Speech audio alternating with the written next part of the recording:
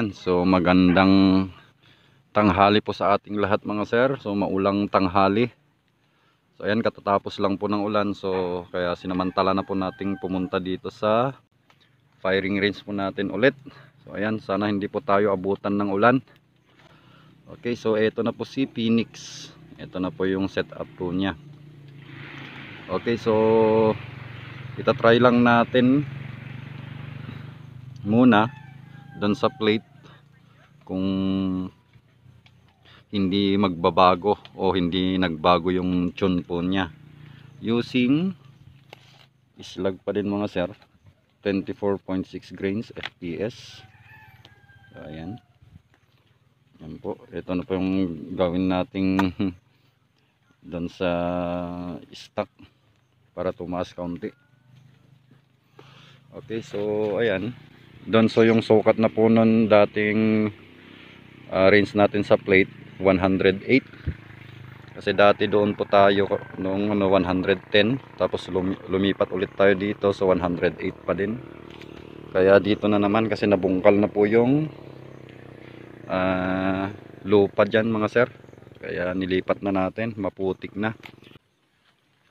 Ayan po mga sir, i-range lang po natin ang target natin doon sa punong kahoy na yon.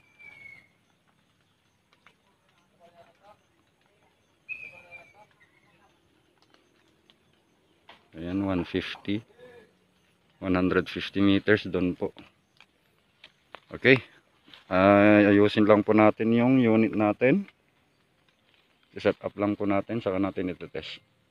So try po natin dyan mga sir at 108 meters kasi lumipat po ulit tayo ng pwesto. So nabungkal na kasi yung lupa dyan sa pwesto natin, kaya dito na tayo. So try ko lang po yung dial natin kung tama. Try natin yung 10 shots kung makaka-perfect po tayo.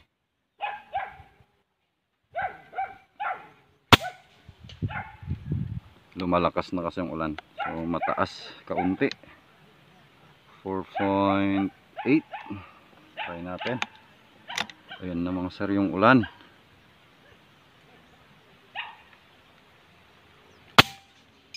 Ayun, 1. Naku, tapos yung hangin mga sir malakas na.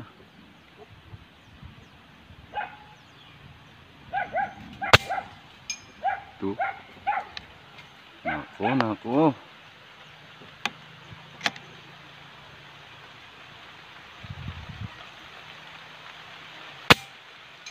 3.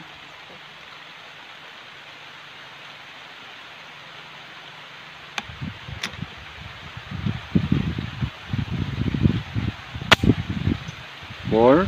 Tumama pa din mga sir, ang lakas na ng ulan. Wait lang, lagyan lang natin ng takip. Tumama pa din yun mga sir, kahit malakas na yung ulan. Rain or shine.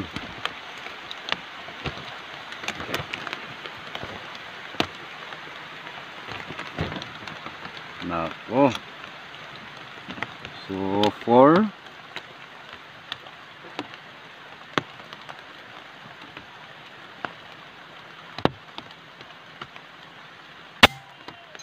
5. Tama pa naman mga sir kahit malakas yung ulan.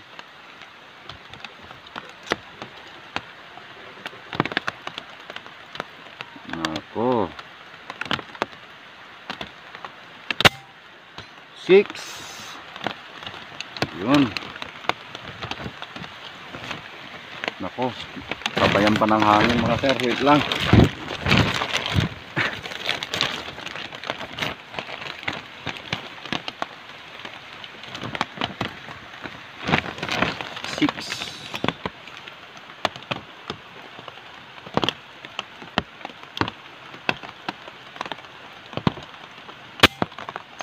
7. 108. Tapos lakas ng ulan tsaka hangin. Natatakpan na po yung scoop natin.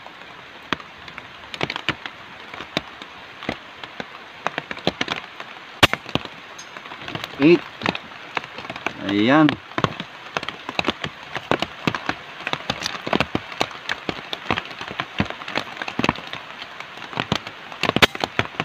Nine.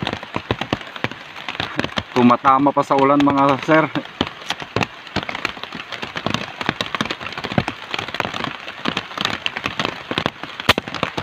10. Oh, yan mga sir, perfect. At 108 meters, ang lakas pa ng ulan. Wait lang mga sir, ayusin lang natin, mababasa na tayo. Okay, so yan mga sir, try po natin dyan sa punong kahoy na yan. At 150 meters. Habang di pa umulan. Sana lang kita sa video. Ayan. Okay, ilang clicks kaya yan. Try natin 9.2.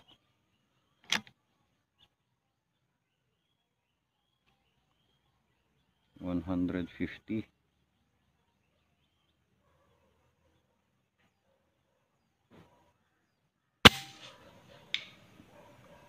Oh, mataas. Bawas tayo kaunti ng 2 clicks. Pero napaka-straight pa ng lipad nung islag mga sir. Ano bang pellet yan? Ayun. So, doon tayo mag-i-aim, try natin.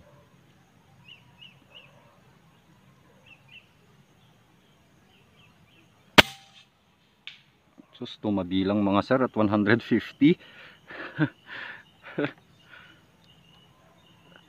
Hangin siguro o sa shooter yun. Wow. Pwede pa mga sir at 150 meters. 16 inches barrel.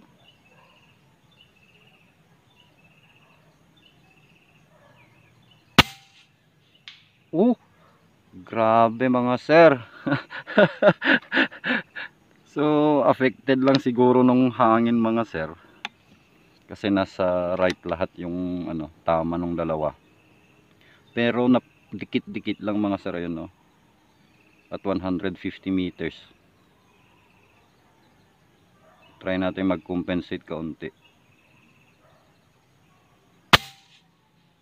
Oh, yun, bumaba siya. So sa hangin lang mga sir. So hindi pa masama yung patama niya at 150 meters. So napaka stable pa naman.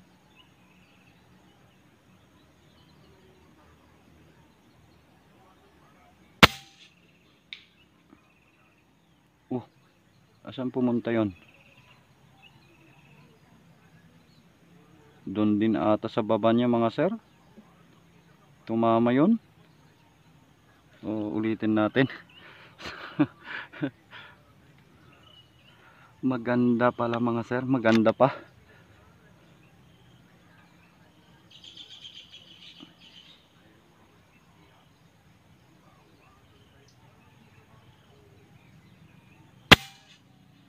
Oh, yun.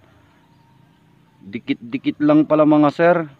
Doon din siguro pumunta yung pang-apat natin kanina. So doon lang lahat o mga sir at 150 meters. Pwede pa pala siya mga sir. Layo na yan. Tsaka compact lang po yung gamit natin na unit. Grabe. So, gawa naman ulit tayo dyan sa baba niya. So hitting right siya kaunti. O yun, sa dot na mismo mga sir, pumatak o.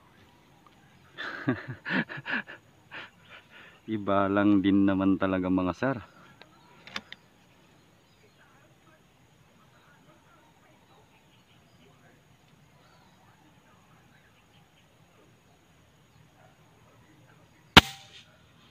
Ayun, I think sa shooter yun mga sir. Doon kasi sa recoil po niya tumabilang oh. Ayun oh. Bumaba lang siya kaunti.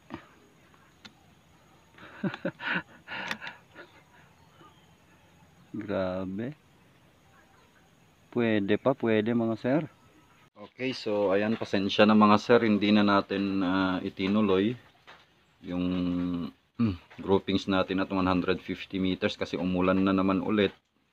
So napakalakas po kasi, kaya kahit naman po sinasabing waterproof yung scope, and hindi naman po masama kung iingatan natin just in case lang mga sir na mababasa. So may kamahalan din kasi yan, kaya sayang naman kung pasukin lang po ng tubig, kaya hindi na po natin natuloy. So maayos na sana eh, kaya lang umulan na naman ulit. So ayan na po mga sir, si Phoenix, ito na po yung final setup po niya. So sa scope na lang yung magbabago kapag i-release natin. So depende na lang po. So ayan mga sir, maraming salamat na naman sa walang sawang suporta sa munting channel ko.